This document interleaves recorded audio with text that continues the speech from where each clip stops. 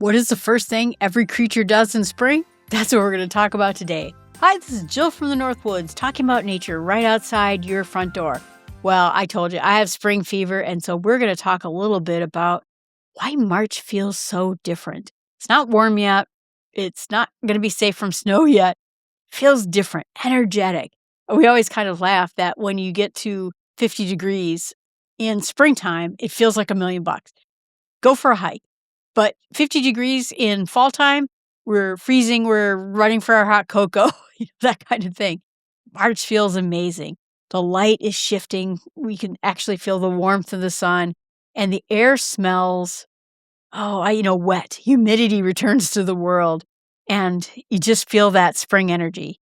Here, we might get like a little bit of a difference every day.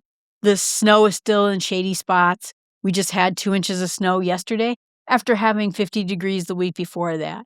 And we're waiting. We're waiting for that moment when spring is finally going to be here. I'm waiting for biking season. That's what I'm looking forward to this year. Every creature, though, has survived the winter, has one thing in common for that first day of spring. When they wake up, whether it comes out of their den or if they were hibernating, they have one task. And that task will tell you about what it is that's important to them. The thawed critters out there, they're returning to action. They're stirring, and they're ready for spring just about as much as I am. So if we look at things like the wood frog, you don't know this probably, but a lot of times like the wood frogs and some of the frogs that we have, they freeze solid in winter. No heartbeat, no breathing. Well, very small heartbeat and very small breathing. Ice crystals in their body, and they survive because their liver floods their system with glucose, which is a natural antifreeze.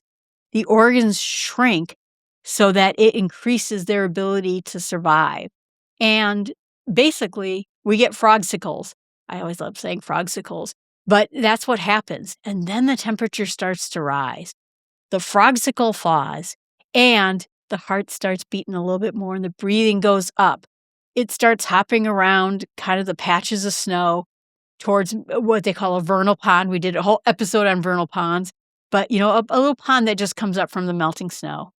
And its first task, a lot of times, is to, well, first of all, get a snack and then to breed. Almost immediately, the males arrive, begin calling, and they start calling out in the woods.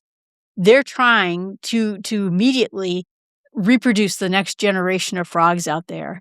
If you ever read the book Bernd Heinrich's Winter World, there's another one called Summer World. You'll want to read these books. They're just incredible. Then you think about spring peepers. They're going to start coming. They're little tiny frogs that have big voices, and they also partially freeze over winter. The first thing that they do is they try to find water, and they try to mate. In 42-degree rainy day, you probably, if you live anywhere like near a wetland or a lake or something, you'll hear those spring peepers calling in the woods. They're smaller than your thumb. They're little tiny guys. I keep trying to see them, but they're very tiny. But they're announcing spring is in the season, and they're looking for a date. If you look towards painted turtles, you kind of look towards, like I said, the ponds. A lot of the turtles have been buried in mud all winter long, barely breathing through its skin. Their respiration kind of slowed down enough so they could stay buried in the mud this whole time. Sit still. And then what happens when spring comes? They climb up onto the log. They're trying to absorb as much sunlight as they can. They cannot even digest food early on. They can't even move efficiently. They need to warm up. And so when they warm up, they're just trying to, you see them, they're on the logs, they're poking their heads up. They need that solar energy because they're reptiles, and reptiles do not produce their own heat. Mammals produce their own heat. We're 96-something degrees. They have to get heat first. But spring to them is like, let's not take things too fast. The first thing on their list is to get warm. The next thing is if you see something like bears. We have black bears in the north of where I live, and black bears are starting to emerge. They don't sleep through the whole winter like we think of them to do. what they did is they have given birth during hibernation. And so they got fat right before fall, and their cubs are now feeding off of mom through milk. And so now she has to go out and find new food. She's been feeding her cubs during this hibernation period. Her own body is starting to wake up. She probably lost like 30% of her body weight. Food is scarce. So she's going to be looking for berries. She's going to be looking for leftover nuts. She's going to be looking for carrion, dead animals.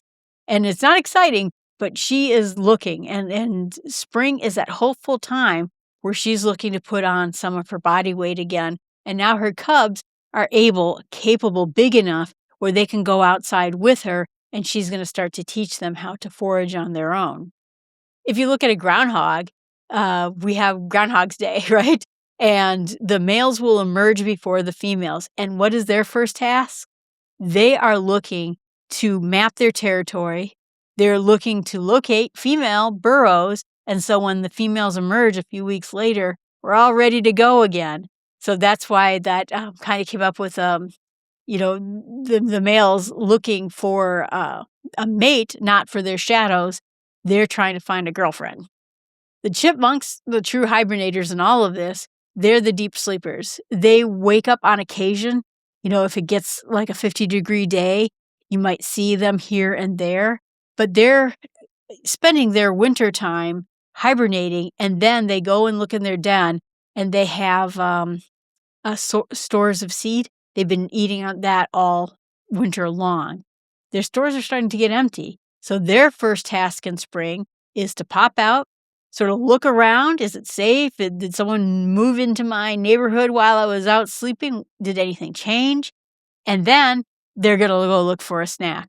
So I always love that first day of chipmunks being out and about looking for something to eat. And chances are, as I mentioned in the flower edition of this podcast, they're eating my friend's tulips.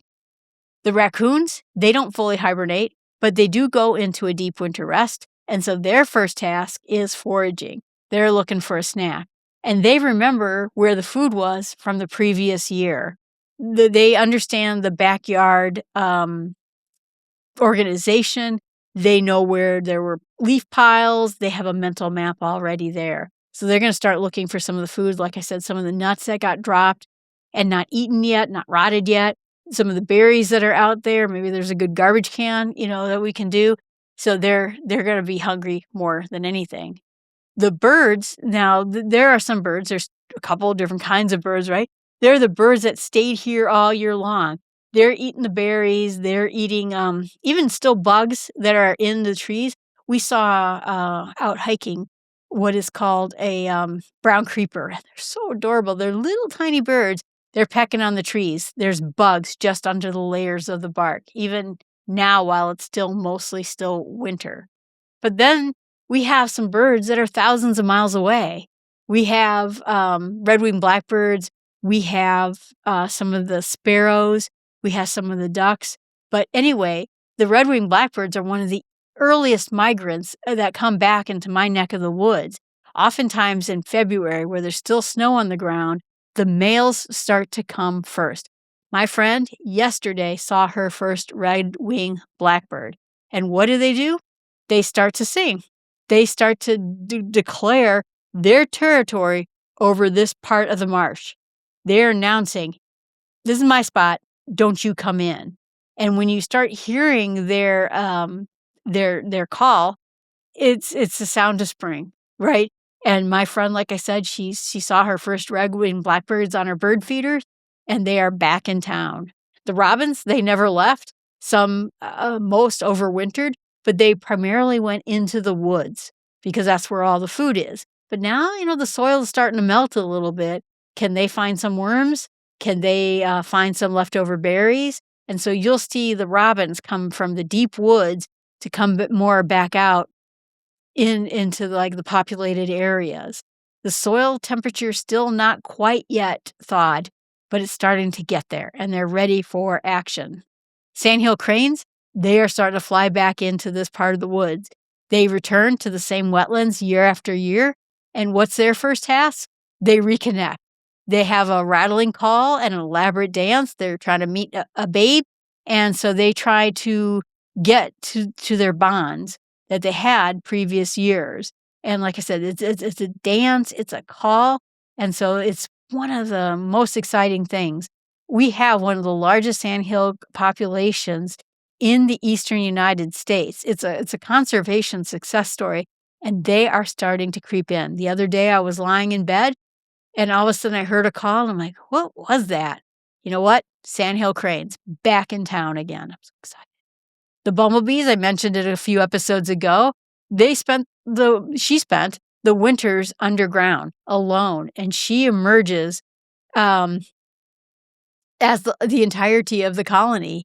And her first task is to find food, and the next one is to find a nest. And then the third task is to lay eggs and incubate them with her own body heat. So she acts as an architect and a forager and a nurse and a furnace to her young. What's fun is when I go camping in the spring, you'll see the bumblebees sort of buzzing around really close to the ground, and they're looking for something. And my friend, when I was camping with her, asked, "Well, what is this bee looking for? Is it food? Something, there's no flowers down there." And what they're looking for is a hole that she can build her nest. And oftentimes what happens, like, particularly when you're in a campground area, is they might have found a really good hole and people keep putting their tents over the hole. So it's not going to be a good hole for them to reproduce in. They got to look somewhere else because there's going to be a lot of tents right over this spot. So if you see one big slow bumblebee in early spring, you know what she's doing? She's looking for a den. She's looking for food, and she's looking for her next generation of bumblebees. Really incredible. You'll start seeing moths and butterflies looking around. They're tucked into the barks of trees. And what they start doing when they start coming out, the ones that overwinter, is they're looking for tree sap and rotting fruit. They don't need flowers. They're not going to be flowers for a little bit. So they're looking to survive on different kinds of fuel. So you can see all of these different patterns that nobody just eases into spring, right? There's no stretch and, kind of thing. They're beginning to work right away, whether they're looking for their next snack, whether they're looking for their next home, whether they're looking for their next girlfriend or boyfriend. Usually, like I said, the boys arrive early and look for a girlfriend. The red-winged blackbirds isn't going to wait for a nicer weather. The robins sometimes come when it still snows afterwards. I remember one year I ran out to get mealworms to put in my bird feeders because the robins came out early, and then we had a huge snowstorm and they couldn't get to the ground. No worms, ground frozen, worms dormant. And so the robins were struggling and having a hard time. And so a lot of us went out and got blueberries and mealworms to put them in our bird feeders to help the robins survive this late snow. But everything is active. Every creature needs to act, and they need to act as soon as possible. They need to find, like I said, find a new home, find a new flower, eat a new worm, and essentially everything shifts right now at this particular time. So again, like I said, keeping your backyard messy, having compost piles will help a lot of these early go-getters stay healthy in this time of year. One of the things that you'll notice is that if you get like some rain, like a 40-degree night and rain, you maybe live near a marsh or woodlands, you'll start hearing new sounds, whether it's a new bird that came into your neck of the woods, whether it's the frogs that are looking for a girlfriend. You want to look near sunny windows. You might see new bugs and new birds outside of there. Or if you have a little pond, you might start seeing those painted turtles trying to warm up on a log. Write it down. Check out to see where do you do it. And my friend, she keeps a log. When was the first time she saw a red-winged blackbird every year? It's her first indicator of spring. When was that first time you saw that bumblebee queen looking for a home? When was that first time you heard a spring peeper peeping? So I hope you enjoy that. And if you're looking for more books, like I mentioned before, Winter World by Bernd Heinrich is my absolute favorite. just such a great book and a look at what actually happens in winter to animals and then what happens in spring. And then summer world is when we're in the heat of the summer. It's really fascinating. Anyway, I appreciate you being out there. Hopefully you're getting excited for spring just like I am. You can email me at jill@startwithsmallsteps.com and tell me what it is you're seeing happen right outside your front door. I appreciate you being out there. And you can remember that I have jillfromthenorthwoods.com, has all my podcasts on it. So make sure you get out there and go listen carefully. Something's going on out there.